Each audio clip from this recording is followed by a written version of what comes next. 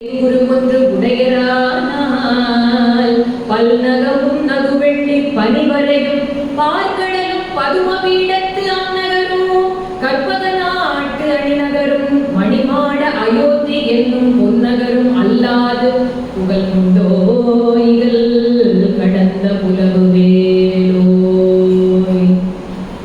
விஸ்வாமித்திரர் சொல்றாரு, என்ன மாதிரி முனிவருக்கெல்லாம் ஒரு கஷ்டம் வந்தா நாங்க போய் சிவபெருமான் காலில் விடுவோம், இல்லை என்ன பண்ணுவோம், பார்க்கடல்ல பள்ளி கொண்டிருக்கக்கூடிய பெருமாளுடைய காலில் விடுவோம், இல்லை பிரம்மனுடைய காலில் விடுவோம், இல்லை தேவலோகத்துக்கு போவோம்.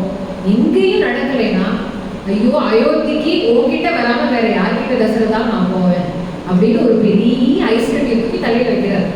ஏன்னா அடுத்து அவனுக்கு ஒரு காரியம் ஆகணும். ஏன்னா விஸ்வாமித்திரர் யாருன்னா இவர் அரசனாக இருந்து முனிவனாக ஆனவர். ஒரு காரியத்தை எப்படி சாதிக்க வேண்டும் அவருக்கு நல்லாவே தெரிஞ்சது.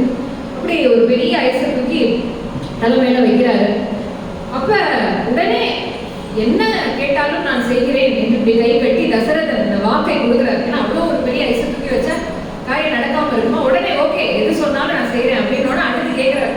விஸ்வாமித்திரர் என்ன கேட்டார் தெரியுமா?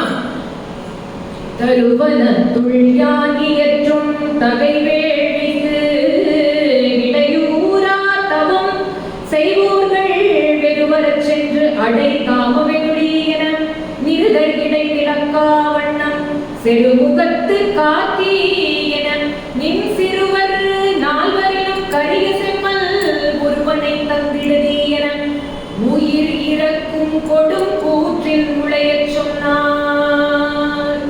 வனத்துல பெரிய வேள்வி நடத்திட்டு இருப்போம். அதுக்கு அசுரர்களால நிறைய தடை வருது. அது வர்றதுனால உன்னுடைய 4 சிறுவர்களிலே 4 கரிய செம்மல் ஒருவனை தந்திடுதி அப்படின்னு